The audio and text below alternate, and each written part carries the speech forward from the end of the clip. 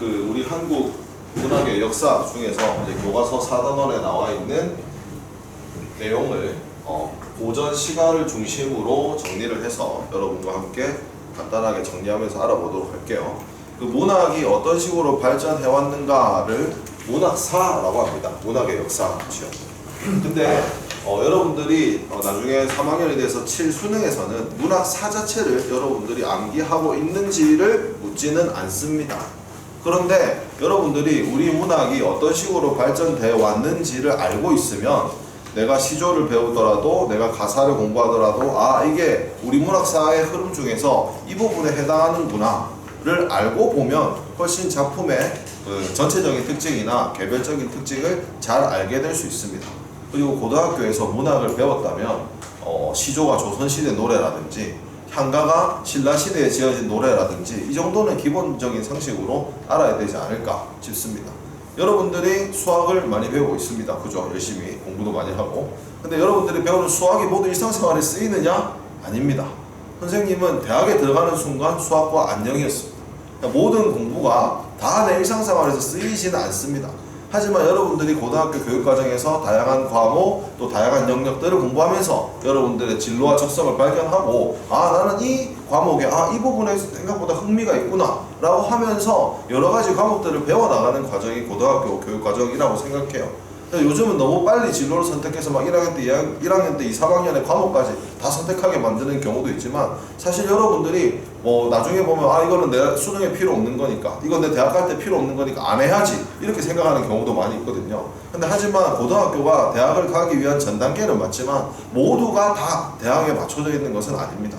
그래서 그 과목에서 중요하다고 생각하는 내용 그리고 때로는 수능에 치지 않지만 이게 내가 좋아하는 과목 그래서 많은 공부들을 하시면서 나의 흥미와 적성을 발견하는 것도 여러분들이 학교를 다니면서 해야 할 일 중에 하나니까 너무 이게 수능에 나온다 안 나온다 이런 것만 생각하지 마시고 그 학문의 체계를 배워보는 것도 의미가 있지 않나 라고 생각이 듭니다. 그래서 오늘은 고전문학의 역사를 배워볼 거고요. 그 중에서도 시를 중심으로 배워볼 거예요. 근데 우리나라 아주 선사시대 역사 전부터 뭔가 노래도 불렀고 춤도 췄겠죠. 그러다가 이제 최근에 이제 우리 문학의 시가의 흐름은 이제 현대시까지 오는데 가보개혁 이후에 1900년대 주로 1900년대 이후의 시들을 우리가 현대시라고 지칭을 합니다. 근데 현대시는요 내용의 어떤 흐름은 바뀔 수 있어요. 예를 들어서 일제강점기의 시와 그 다음에 광복 전후의 시가 다르겠죠 내용이. 그리고 민주화 항쟁을 많이 하던 시기의 시와 지금 2000년대 21세기의 시들은 내용이 다를 수밖에 없어요. 그래서 현대시는 내용은 바뀌었으나 형식상의 큰 차이는 없어요. 그래서 오늘은 현대시의 흐름에 대해서는 다루지 않습니다. 그러나 우리가 역사로 올라가 봤을 때 최초에 쓰여졌던 시, 그리고 신라시대의 시, 고려시대의 시, 조선시대의 시들은 내용이 다를 뿐만이 아니라 형식적인 차이까지 보이고 있습니다. 그래서 어떤 차이를 보이는지 작품 중심으로 예시를 보시면서 간단히 정리해 보도록 하겠습니다. 자, 가장 먼저 1페이지에는 이러한 흐름이 간단하게 정리되어 있는데요. 가장 오래된 이제 상고시대라고 하면 역사가 기록되기 전까지 포함하는 거죠. 우리가 역사를 배우면 고대, 중세, 근대, 현대 이런 말을 쓰지 않습니까? 그 중에서도 우리나라의 고대에 해당하는 국가들은 옥저, 동예, 삼한, 위진, 남북조 이런 시대들입니다. 이제 그 삼국시대도 고대로 보기도 하는데요. 결국 우리가 이제 그런 삼국시대 고대들을 거쳐서 이제 고려가 나타났을 때부터 중세로 보거든요. 그러니까 고려 전에를 우리가 고대로 보면 될 것 같고요.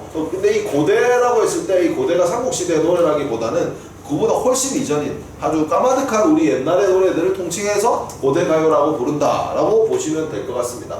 근데 고대가요들은 처음부터 딱 생겨난 게 아니라 아마 제일 처음에는 시를 따로 불렀다기보다는 어떤 하늘 혹은 신을 숭배하면서 같이 춤을 추고 왜 조선시대 굿이나 무당 보면 이게 막 두드리면서 춤도 추고 노래도 부르고 악기도 두들기고 하지 않습니까? 그걸 옛날에도 아마 그랬을 거라 생각하거든요. 왜 원주민들이랑 원시인들 보면 막 부족들이 모여서 춤추고 이런 거 지금도 볼 수 있잖아요. 아마 우리 민족도 옛날에는 그랬을 거라 생각하는 거예요. 그때 춤을 추면서 함께 불렀던 이 예술적인 그 행사들을 원시 종합 예술이라고 불러요. 그래서 아마 고대에는 원시 종합예술의 형태에서 이 노래가 시작돼요.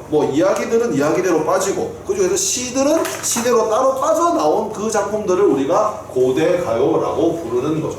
이 고대 가요들은 그 당시 한글이 없었고 우리나라에서도 이렇게 기록이 잘 안 됐기 때문에 중국 문헌에 나오는 자료들을 찾아와가지고 아마 이런 노래들이 있을 것이다. 그 당시에 기록된 노래들을 우리가 찾아서 공부를 하게 됩니다. 거기에는 요런 작품들이 있는데요. 수능에 나올 가능성은 희박합니다. 아직까지 한 번도 출제된 적이 없어요. 근데 대표적인 작품이 4개밖에 없고 여러분들이 고전시가 모음집을 보면 아마 대부분 맨 처음에 잠시 나와 있습니다. 그래서 워밍업이라 생각하고 봐두시면 좋을 것 같습니다. 작품의 예는 조금 이따 살펴보겠습니다. 두 번째는 이제 삼국시대 국가의 어떤 기틀이 정립되면서 이제 통일된 신라시대 때 불러졌던 신라의 향가를 배워보겠습니다. 자, 향가라는 것은 삼국시대 말쯤에 발생해서 고려 초까지 계속 이어진 것으로 보고 있는데요. 이 순수 우리말로 기록이 될 수가 없었죠. 왜냐하면 신라시대는 한글이 없었으니까. 그래서 이 사람들이 향가를 불렀다는 것을 우리가 책을 보고 옛날 거를 탐구를 할 때는 기록을 보고 탐구를 해야 될 거 아닙니까? 책을 보고 알게 됐는데 이 향가의 특이한 점은 한자를 빌려 쓰긴 했는데 나름의 문법 체계를 갖추고 있는 향찰이라는 방법으로 기록을 했다는 거예요. 향찰이라는 게 뭐냐면 여러분 한자의 특성이 뭡니까? 한자는 뜻과 음이 2차원적인 그 문자 아닙니까? 그래서 향찰로 그 당시 우리 문학인 노래인 향가를 기록했는데 어떤 경우에는 음을 빌리고 어떤 경우에는 뜻을 빌려요. 예를 들어서 이 서동요라는 향가의 첫 줄은 이렇게 시작합니다. 선화공주님은으로 시작하거든요. 근데 이 선화공주님은을 어떻게 기록해놨냐면 진짜 한자음으로 선화공주 주은 이렇게 기록해놨어요. 선화공주는 그냥 고유명사니까 그렇다 치더라도 님 할 때 주자를 써놨는데 그 주자가 임금 주인 주자예요. 그러니까 여기서 선화공주 님이라는 이 님이라는 뜻은 주인의 님이라는 뜻을 빌려온 거고, 그 다음에 선화공주 주은 할 때 은은 은밀할 은자를 쓰거든요. 근데 거기서 선화공주가 은밀하게라고 해석이 안 되는 거죠. 그냥 우리 조사인 은을 표기하기 위해서 은밀한 은자를 그냥 음만 갖고 온 거예요. 이런 식으로 향가는 어떤 경우에는 뜻을 빌려오고 어떤 경우에는 음을 빌려오는 향찰이라는 표기를 썼는데 이게 기록으로 막 어떻게 됐다고 정확하게 남아있지는 않아요. 그래서 후대 학자들이 연구를 할 때 이건 음을 빌려왔겠지, 이건 뜻을 빌려왔겠지 하고 하다 보니 향가의 해석이 굉장히 다양해집니다. 선생님도 대학교 때 향가 수업을 들으면서 뭐 해보라고 하더라고. 이게 음인지 뜻인지 해보면서 여러 학자들의 그 해석을 다 빌려가지고 뭐가 맞는지 막 찾아서 해본 적이 있었는데요. 아무튼 이 향찰이라는 표기가 해석을 다양하게 해주는 여지가 있죠. 그래서 이게 수능에 그렇게 많이 나오지가 않습니다. 이 향가를 해독한 가장 선생님이 배울 때만 해도 그 가장 두 산맥이라고 해야 되나요? 김환진 교수랑 양주동 교수였는데, 예를 들어서 김환진 교수의 그 해석본이 수능에 나왔다. 그러면 이제 양주동 교수 측이 저걸 어떻게 내냐 이렇게 하고, 양주동 교수 측을 내면 김환진 교수 측이 뭐라고 하겠죠. 그러다 보니까 완전히 합의된 게 아니면 수능이라는 대표적인 그 시험에는 출제되기가 힘들어서 내 생각에는 향가가 잘 나오고 있지 않다라고 생각이 돼요. 어쨌든 이 향가는요, 그 형식적으로 향차를 바탕으로 기록이 됐고 4줄의 4구체, 8줄의 8구체, 10줄의 19채 이렇게 세 종류가 있습니다. 아마 초기에 4구체였다가 점점 발전돼서 19채가 됐을 것으로 보는데요. 그 중에서도 19채는 그냥 단순히 줄수만 늘어나는 게 아니고 의미 단위가 늘어나는 거예요. 4줄짜리 한 덩어리, 4줄짜리 한 덩어리에서 8구체, 마지막 2줄을 추가하는데 마지막 추가된 2줄의 맨 앞에는 이 아의 같은 감탄사가 배치가 됩니다. 19채 향가는요. 근데 이 감탄사가 나중에 시조라든지 가사에도 많은 영향을 미쳤다고 해서 신라시대 때 만들어진 향가가 우리 전통 문학의 어떤 기틀을 마련했다라고 평가를 하기도 합니다. 이 제망매가라는 작품이 수능에 출제된 적이 있는 작품입니다. 자, 다음으로 고려시대로 들어가 보도록 하겠습니다. 자, 고려시대에 가장 많이 함유됐던 노래는 고려가요로 보고 있습니다. 고려가요는 고려뿐만 아니라 조선시대에도 사람들이 많이 불렀을 것으로 보고 있고요. 그 가사라든지 내용을 보면 굉장히 그 서민들, 그러니까 사람들, 인간들의 감정이 절실하게 잘 들어가 있는 작품이에요. 현대로 보자면 어떤 발라드 같은 작품입니다. 선생님이 여러분하고 고전 시간을 할 때 제일 처음에 소개해드렸던 작품이 청산별곡이에요. 그 배우 변요한 씨가 노래 부른 그 장면 내가 보여드렸잖아요. 그거 보니까 멜로디만 우리나라 걸 우리 현대 멜로디로 바꿔버리면 지금 현대 노래와 크게 다를 바 없는 노래들이 많이 있습니다. 그리고 굉장히 오래전의 작품이지만 문학성이 뛰어난 작품들도 굉장히 많아요. 그러다 보니까 사람들한테 인기가 많았겠죠. 그래서 이 고려시대 때 굉장히 오래전 노래임에도 불구하고 꽤 많은 작품들이 남아있는데 그 이유가 뭐냐 하면 고려시대 때 한글이 있었어요? 없었어요? 없었죠. 그럼 기록을 못하잖아요. 근데 이 노래 이게 워낙 많이 그 향유가 되어서 조선시대에도 사람들이 향유를 했는데 임금님이 좋아했던 거예요. 그래서 임금님이 야 고려가 이거 좋던데 좀 기록해갖고 좀 우리 공중에서 연애할 때 불러봐라 해가지고 임금님께 연주를 하기 위해서 조선시대 학자들이 고려가요를 정리해서 기록을 해놨어요. 그 기록을 보고 우리가 모습을 알 수가 있는 겁니다. 고려가요는 특징이 있는데요. 대부분 연이 나누어져 있고요. 그 다음에 굉장히 어떤 표현이라든지 그 감정이 잘 드러나 있고 여기 없나? 여기는 안 나와 있는 것 같은데 좀 이따가 나올 건데 그 청산별곡에 이런 구절이 나오잖아요. 얄리 얄리 얄랑청 얄라리 뜻이 뭐예요? 없어요. 고려가요는 이렇게 뜻이 없는 후렴구 아니면 흥을 돋구기 위한 조흥구가 드러나는 것이 고려가요의 또 다른 특징입니다. 가시리하고 청산별곡은 수능에 출제된 적이 있습니다.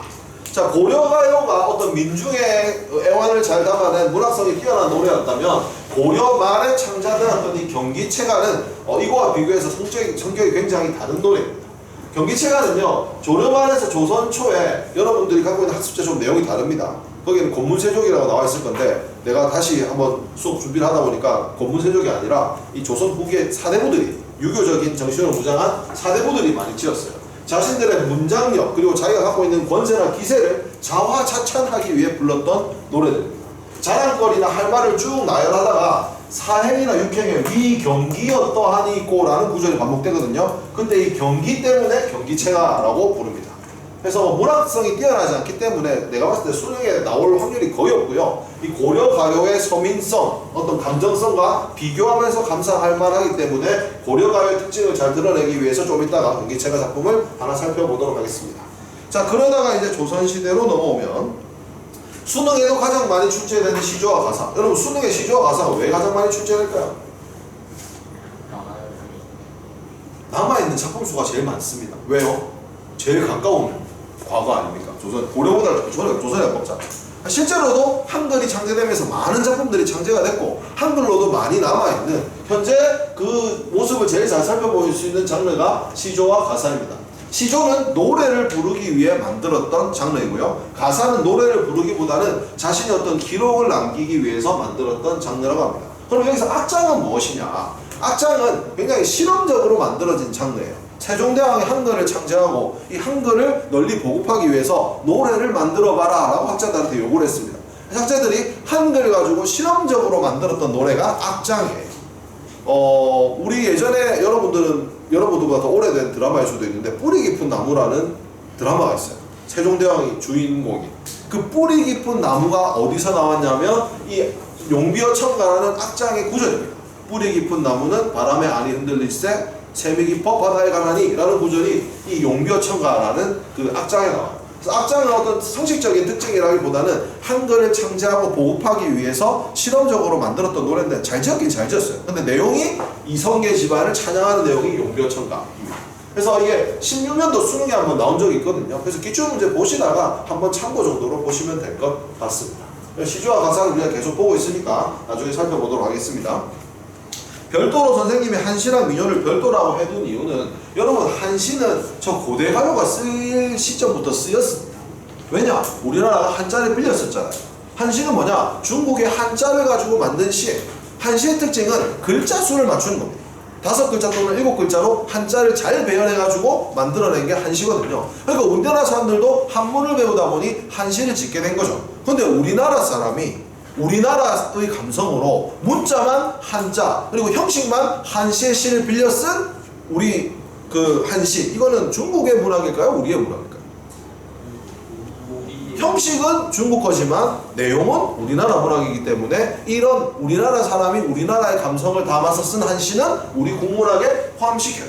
그래서 이 한시가 여기 들어있는 겁니다. 위에 나와있던 우리 전통적인 시가 갈래와 달리 중국의 양식이지만 우리 문학에 포함시키고 꾸준히 지어져 왔습니다. 그리고 민요는 뭡니까? 그냥 우리나라 사람들이 논매기 하다가 시집 갈 때 뭐 기분이 좋을 때 그냥 흥얼흥얼거리는 노래들이 민요예요. 그런데 이거는 입에서 입으로 구전되다 보니까 기록이 많이 남아있지 않고 뭐 조선시대 민요들만 몇 개 전해지고 있습니다. 하지만 이 민요는 계속해서 아까 고려가요에도 영향을 미치고 여러가지 갈래 영향을 미친 우리 민족이 그냥 꾸준히 불러오던 노래 그 대부분이라고 보시면 되겠습니다. 가장 유명한 민요가 뭔가요? 우리나라에서? 아리랑이죠. 그래서 우리나라 가장 전통적인 민요가 아리랑인데 아리랑 같은 민요의 특징이 뭐냐면 한 줄을 세 토막으로 끊는 겁니다. 그래서 삼음보라고 하는데요. 아리랑 아리랑 아라리요. 아리랑 고개를 넘어갔다.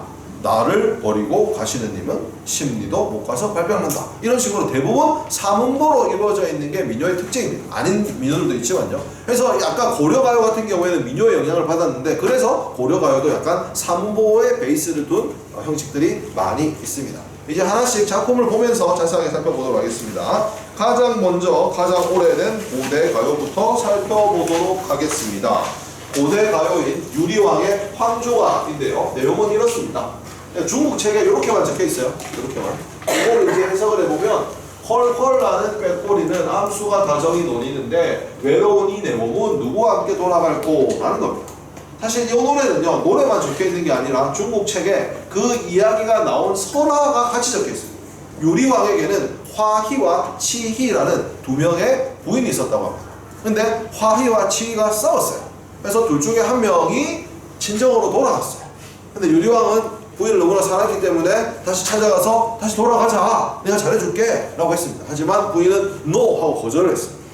그래서 터덜터덜하면서 집으로 돌아오던 중에 나무 밑을 지나가는데 나무에서 꾀꼬리가 깨꼬리하면서 놀고 있는 거예요. 그걸 본 유리왕이 저 꾀꼬리들을 저렇게 다정하게 놀리는데 나는 지금 부인을 잃어서 너무 슬프다. 그래서 님을 잃은 슬픔을 노래한 노래가 유리왕의 황조가가 되겠습니다. 이게 고대가요의 고대는 아까 얘기했다시피 보통 중세를 고려로 보니까 그 이전에 이런 아주 오래된 삼국시대, 고조선 이런 시대를 보는 건데 그래서 이 고대 아까도 얘기했다시피 최초에는 막 춤도 같이 추고 노래도 하고 이야기도 읊는 원시 종합예술의 형태였다가 신앙, 민요, 무용 이야기 등이 종합적으로 포함된 이 이야기 같은 거는 신화, 전설, 민담이라 가지고 옛날 이야기, 설화문학으로 빠지고요. 이 민요, 시가 부분이 발전해서 고대가요로 정착이 되었다라고 보는 거죠. 초기에는 주술적인 내용이 많았을 것으로 봅니다. 왜냐하면 제천의식 굿하면서 부르던 노래였으니까. 그래서 예를 들어서 아까 그 대표작 중에 구지가라는 작품이 있는데 구지가의 내용은 거부가 머리를 내놓아라. 안 내놓으면 구워서 먹겠다라는 내용이에요. 근데 구지가와 함께 실려있던 신화에는 백성들이 임금을 달라고 하늘에 비는 노래다 라고 주술적인 내용이라고 합니다. 하지만 유리왕의 황조가는 어떻습니까? 짝을 잃은 슬픔이라는 개인적인 서정이죠. 그래서 요런 시에서 요렇게 발전을 했을 것이다 라고 이야기를 하고 있습니다. 작품 예시는 방금 봤던 요런 작품들이 있어요. 고대가요 간단하게 살펴봤습니다. 자, 고대 다음에는 아까 선생님이 순서대로 뭐를 배울 차례입니까? 향가죠? 근데 선생님은 향가 대신에 이걸 먼저 갑니다. 왜냐하면 이게 여러분들이 한시가 뒤에 나왔다고 생각할 수 있어요. 한시는 이 시대부터 불려졌습니다. 자, 선생님이 여러분과 함께 배워볼 시는 그 유명한 을지문덕 장군이 쓴 여수장 우중문시. 을지문덕 장군이 뭐로 유명하죠? 살수대첩. 살수대첩은 어느 나라와 어느 나라의 전쟁에 나오는 이야기입니까? 우리나라는 고구려, 수나라입니다. 그래서 여기 여수장 할 때 이 수가 수나라. 너 수나라 장군 유중문에게 보내는 시라는 거죠. 내용은 이렇습니다. 그대의 신기한 책략은 하늘의 이치를 다했고 오묘한 계획은 땅의 이치를 다했노라. 니는 이제 여기까지다 라는 거죠. 니는 이제 다 됐다 이거. 전쟁에 이겨서 그 공 이미 높으니 여기까지 쳐들어오느라고 수고했다. 많이 이겨먹지 않았느냐 이런 내용이죠. 만족함을 알고 그만둬라. 빨리 돌아가라. 요만하면 됐다. 수나라 장군이 열받아가지고 쳐들어오다가 살수에 쓸려 내려가는 거죠. 적장을 도발하기 위해서 쓴 여수장 우중문시. 그래서 현존하는 가장 오래된 한시로 평가받고 있습니다.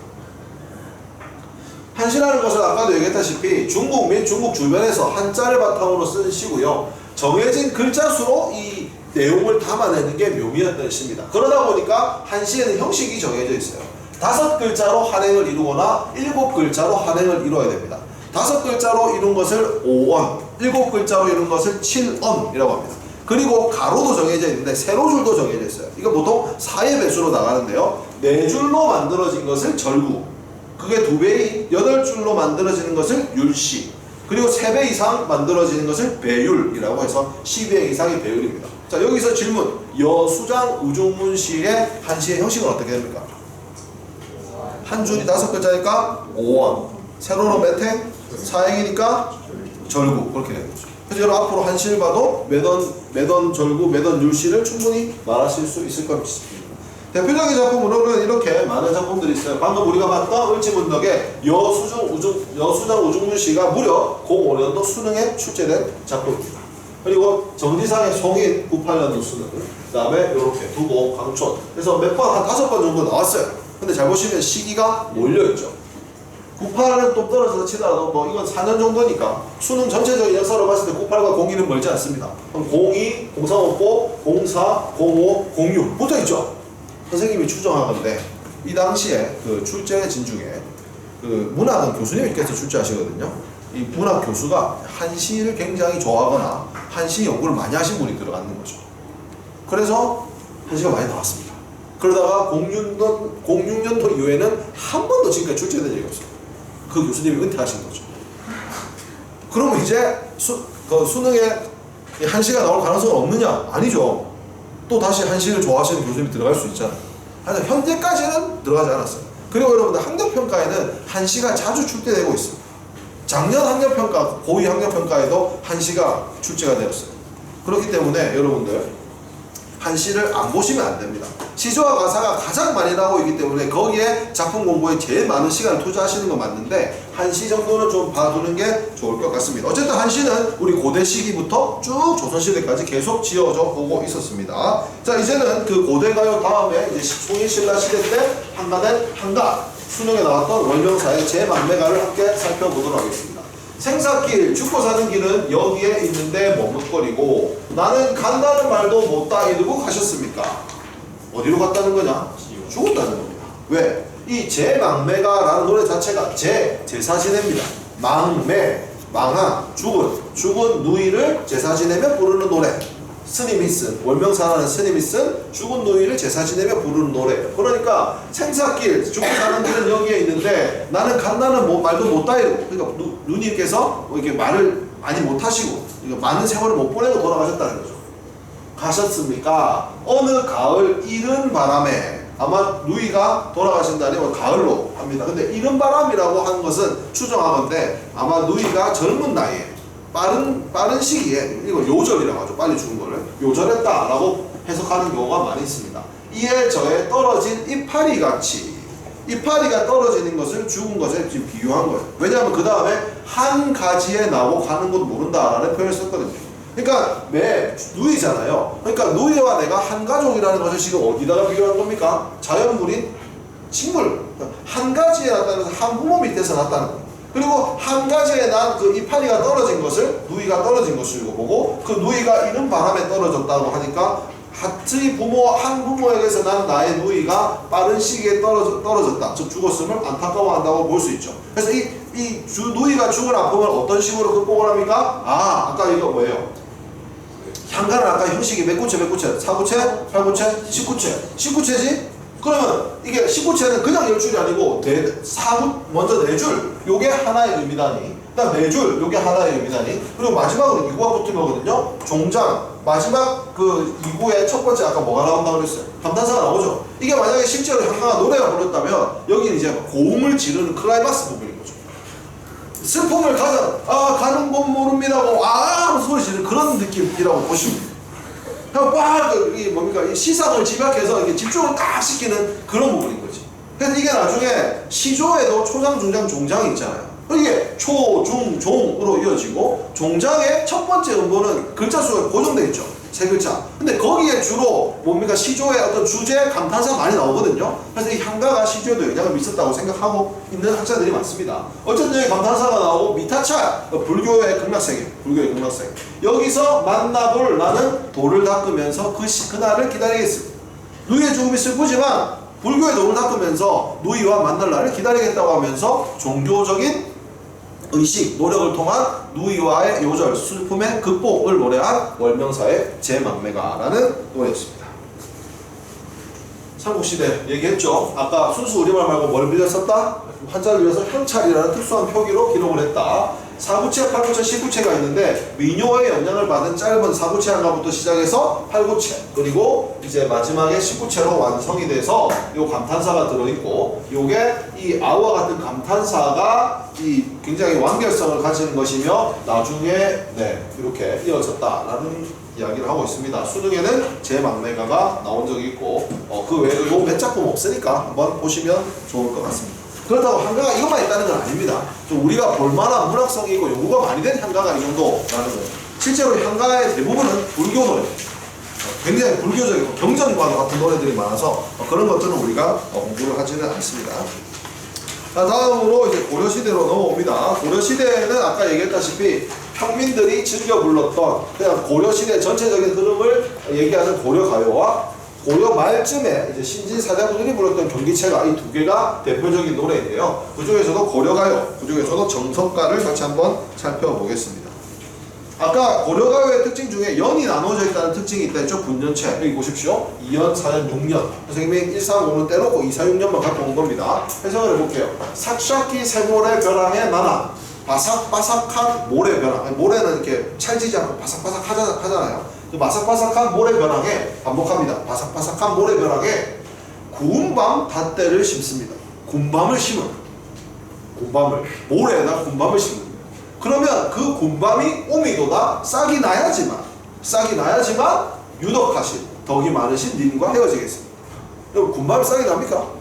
그나마도 엄청나게 비옥한 토양에 심어 놓으면 어떻게라도 뭐 미생물이라도 영향을 미칠지 모르겠지만 모래라면 그냥 씨앗도 나기 힘들잖아요. 그냥 씨앗도 싹이 나기 힘든 모래에다가 군밤을 심었으니 싹이 날 턱이 있습니까? 없습니까? 없죠. 불가능한 상황입니다. 그래야만 나는 님하고 헤어지겠다. 뭔 소리예요? 난 님하고 헤어지지 않겠다라는 소리입니다. 불가능한 상황을 설정해서 님하고 헤어지기 싫은 간절한 바람을 나타내는 노래입니다. 또 있어요. 무쇠로 천릭을 말아. 무쇠, 간단한 쇠로 갑옷을 만들어.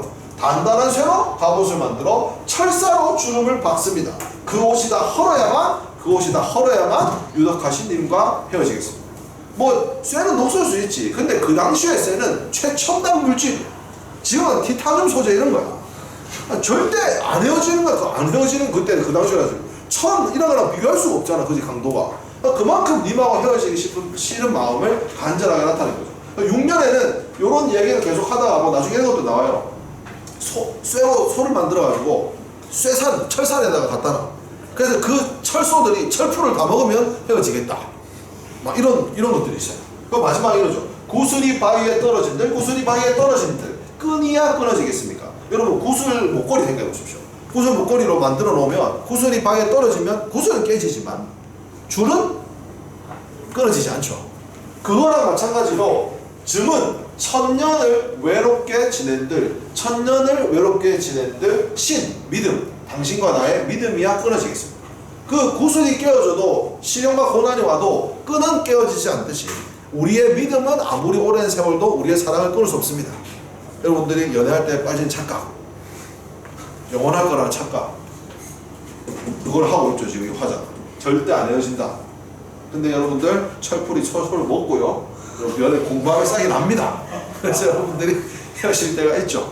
잘 해보시길 바랍니다. 아무튼 우리가 그런 가진 마음도 고려시대 때 사람들이 이런 마음을 가졌다는 것입니다.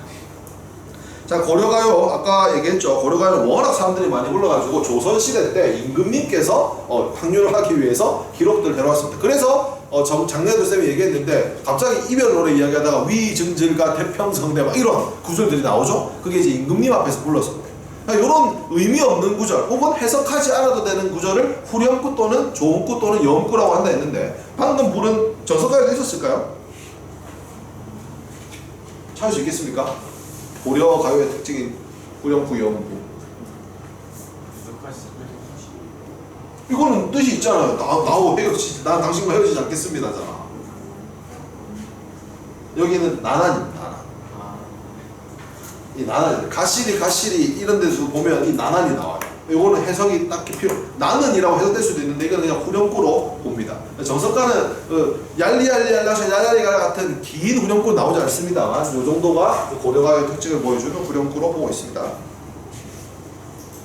후렴구의 발달, 그 민요에서 왔으니까 사문고 이런 것들이 있고, 가시리가 01 수능, 그다음에 1400이 00 수능에 나왔고, 그 평가원, 그러니까 수능을 출제하는 평가원에서 최근에 그 모의 문제 때, 그 9월 모의고사 때 다시 고려가요가 등장한 적이 있어서 언제든지 수능에 등장할 가능성은 있는 작품이라고 보시면 되겠습니다. 요거는 같은 시대에 창작된 경기체가하고 비교하면 그 특징을 더 잘 살펴볼 수가 있는데요. 경기체가 중에 가장 유명한 한림별곡이 이렇게 생겼습니다. 원숭문 인도시 공로사료, 이점은 디나림 쌍원 주필. 이게 뭐냐면 그냥 글을 나열해 놓은 거예요. 유원순의 문장, 일로의 시, 용어의 사륙별명은 이교보가 지난해에 오를 맞추어 빨리 지은 글, 여러분 반으로 하면 박세민의 세계시민 발표, 이런 식으로 그냥 자기가 막 한글로 이렇게 쭉쭉쭉쭉 이렇게 내가 이렇게 늘어놓는 거야. 그러고 나서 뭐라 하면 위 시당 경기 한테 경기체가야. 시당 경기 어떠냐? 야, 이 글 얼마나 멋지냐. 그러고 나서 학사 금위의 수많은 제자들, 와, 얼마나 이렇게 더 많이 배울 거냐, 이런 식으로 자신들의 어떤 유학적인 기계를 뽐내는 거예요. 완전 서민성과는 거리가 멀죠. 그래서 문학성도 뛰어나지 않아서 수능에 나올 일은 없고요. 그런데 고려의 시대 때 저런 노래도 있었고 이런 노래도 있었다 정도로 한번 살펴보시면 좋겠습니다. 마지막으로 시조와 가사입니다. 가장 많은 작품이 나와있고 가장 최근의 고전시가, 조선시대에 가장 많이 사용되었던 노래, 수능에도 가장 많이 나오는 그 장르, 조선시대의 양대 산맥 시조와 가사입니다. 최근 10년 이상 수능에 번갈아 가면서 출제가 되고 있는데요. 한번 볼까요? 다음 페이지 잠시 갔다 올게요. 학습지 7페이지에 보시면 선생님이 수능에 나왔던 시조와 가사를 모두 다 정리를 해놓은 표입니다. 모의고사 이런 거 빼고 딱 수능만.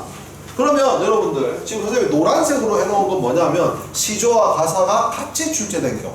가장 최근 수는 어떻습니까? 저울의 탄군가라는 가사와 위백교의 농가구장이라는 시조가 같이 나왔죠.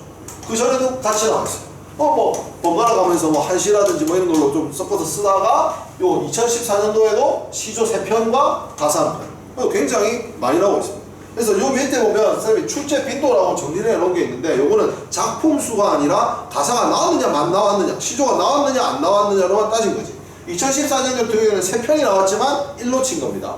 왜냐면 일단 시조가 등장했으니까. 그래서 제일 많이 등장하는 건 가사입니다. 20번. 시조는 16번. 근데 큰 차이 있습니까? 거의 시조 가사 판이죠. 거의 다 이걸로. 이제 그게 안 나온 경우에는 아까 한시가 좀 나왔다거나 고려 가요가 나왔다거나 아까 악장이 나왔다거나 이런 경우를 제외하고는 계속 시조랑 가사만 반복해서 나오고 있는데, 주의할 점 잘 보세요. 수능거의 최초로 나왔던 가사인 사미인곡은 재작년에 나왔습니다. 그 다음에 관동별곡 2015년도에 나왔습니다. 그 다음에 삼춘곡 나왔고 또 나왔습니다. 3번.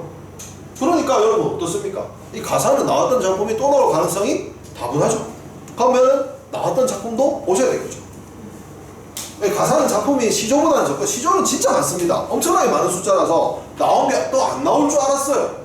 그런데 그 규칙이 작년에 깨졌습니다. 2003년 내가 수능 칠 때입니다. 난 이 작품이 나왔다는 걸 기억하지 못하고 있었습니다. 근데 선생님 수능 칠 때 나왔던 이백교의 농가가 작년 수능에 나왔습니다. 이제는 다 보셔야 됩니다. 이 규칙이 깨짐으로써 이제 기출 작품도 나온다는 규칙을 깨버렸습니다. 안 나온다는 규칙을 깨버렸기 때문에 다 보셔야 됩니다. 어쨌든 이렇게 시조와 가사가 많이 나오고 있는데요. 일단 기본적으로 여러분들 시조와 가사의 차이점이 뭐냐면, 시조는 노래 부르려고 지은 짧은 노래, 가사는 노래 부르기보다는 기록을 위해서 남겨놓았던 어떤 긴 노래라고 보시면 가장 맞습니다. 그래서 먼저 시조를 살펴볼게요. 시조는 선생님하고 작년에 배웠는데 기본 형식이 3장, 초장, 중장, 종장의 3줄, 그 다음에 6구, 한 줄이 의미 단위가 2개씩입니다. 1구, 2구에서 초장, 3구, 4구에서 중장, 5구, 6구에서 종장. 그 다음에 글자 수가 보통 한 글자, 3글자, 4글자가 제일 많거든요. 그래서 통탈을 내보면 45자 내외로 정리가 됩니다.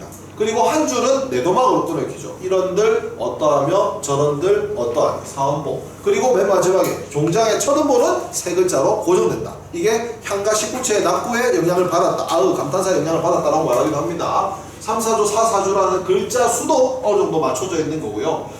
시조는요 조선 중기를 기점으로 여러 가지 변화가 일어납니다. 이것도 작년에 설명했던 겁니다. 일단 시조는 고려 말에 시작돼서 조선 전기에 누가 많이 지었나? 사대부들이 많이 지었습니다.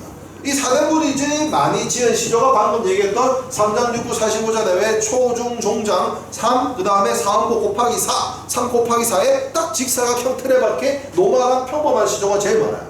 그게 한수고, 한수로 지은 걸 단시조, 그리고 그 단시조가 여러 연을 묻혀서 하나의 시조로, 하나의 작품으로 한 것을 연시조라고 하죠. 연시조가 수능에 많이 나옵니다.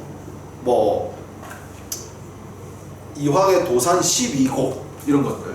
그리고 이번에 고1에 나왔던 시조가 16형이라는 작품이 있는데 그건 16수로 된 연시조. 고산 9곡과 9수의 연시조. 이런 연시조들이 많이, 형시조, 연시조들을 많이 지었습니다. 사대부들이 듣다 보니까 유교적인 충의, 그리고 자기의 도를, 선비로서의 어떤 도를 갈고 닦기 위해서 그 강과 호수, 자연 속에서 아름답게 한가로운 삶을 누리는 강호한정, 그리고 이제 사대부로서 이제 백성들을 다스려야 된다는 어떤 그런 책무감 때문에 그들한테 어떻게 유교적인 삶을 살아라라고 훈계했던 도덕성이 강한 어떤 그 교화를 계몽하기 위한 시. 예를 들면 우리가 다음 시간에 배울 건데요, 정철의 훈민가, 이런 작품들이 여기에 많이 쓰입니다. 그러다가 이제 조선이 많이 이제 역사적으로 흘러가서 한글이 창제되고 반포돼서 백성들이 한글을 익히고 임진왜란 병정乱등이 일어나면서 신분제도가 문란해지고 어떤 이 신분의 혼동이 일어나면서 한글을 알고 있던 백성들의 의식이 높아지게 됩니다. 그래서 그들도 문학작품을 창작하게 되죠.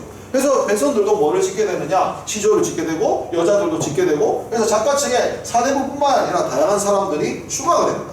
그러니까 뭡니까? 자기가 관심 분야가 다르니까 역시나 주제도 확대가 되죠. 기존에 있던 이런 것 외에도 남녀 간의 애정, 탐관원에 대한 풍자, 서민들의 삶의 애환 등 주제가 확대돼서 시조문학이 굉장히 융성하게 되는 시기가 조선 중기 이유가 되겠습니다. 그런데 평민들은 사대부가 즐겨졌던 3 곱하기 4의 노발한 평시조가 너무 딱딱하다고 생각해서 그 길이를 늘려버렸어요. 그런 시조를 뭐라 부르죠? 사설시조. 여러분들이 이번 학기에 배웠던 사설시조는 님이 오마하거든. 저 멀리 있는 검은 흰 끝을 보고 막 뛰어가가지고 아니네 이렇게 하는 그거 있잖아요. 우리 서민들의 삶의 애환 아닙니까? 그런 것들은 평시조로 담아내기 좀 답답한 거야. 사설시조를 쓰게 되는 거죠. 자, 그 다음에 가사입니다. 가사 같은 경우에는 그 딱 형식이 정해졌다기보다는 길게 쓰는, 읽을 것을 전제하고 쓴 어떤 글입니다. 그런데 얘를 왜 시가라고 보냐면 운율이 있기 때문이에요. 딱 하나 형식적인 특징이다. 운율이 뭐냐면 한 줄을 네도막으로 쓰는 거예요. 네도막으로 쓰는 거예요. 딱 요것만이 유일한 형식적인 특징이고, 요것만 지키면 길이 수는 상관이 없었어요. 그래서 평시조나 연시조는 딱 길이 제한이나 이런 게 있잖아요. 그러다 보니까 좀 압축적으로 지어야 되거든요. 근데 가사는 그런 거 부담 없이 줄줄줄줄 쓸 수 있었어요. 그래서 굉장히 긴 노래였어요. 긴 노래. 그러다 보니까 다양한 주제, 아까 했던 강호 한정 이런 것도 담았고요. 임금님에 대한 충성, 유배 가서 듣고 보고 느낀 점, 그 다음에 여행을 갔다 왔다 느낀 점, 기행문을 그냥 가사로 썼어요. 길이 제한이 없으니까. 그 다음에 여자들이 자기 삶을 살면서 또 시집을 살면서 느낀 점들, 그 다음에 역사, 교훈 등 다양한 주제로 많이 창작이 됐고, 조선 전기와 후기로 나누었을 때 작자층이 일부 확대되는 것도 있고, 사대부들도 조선 전기에는 굉장히 유교적인 걸 쓰다가 조선 후기 가면 양반이 몰락하거든요. 몰락한 양반들이 자기 신세를 한탄하는 작품들도 많이 나옵니다. 그래서 조금 변화는 해요. 그런데 시조는 조선 후기에 가면서 더 발전해. 왜냐면 짧고 읽기 좋으니까. 근데 가사는 길게 써야 되거든요. 그러니까 뭐 평민들 내는 사람들이 쉽게 쓸 수가 없어. 그래서 가사는 점점점 쇠퇴를 하게 됩니다.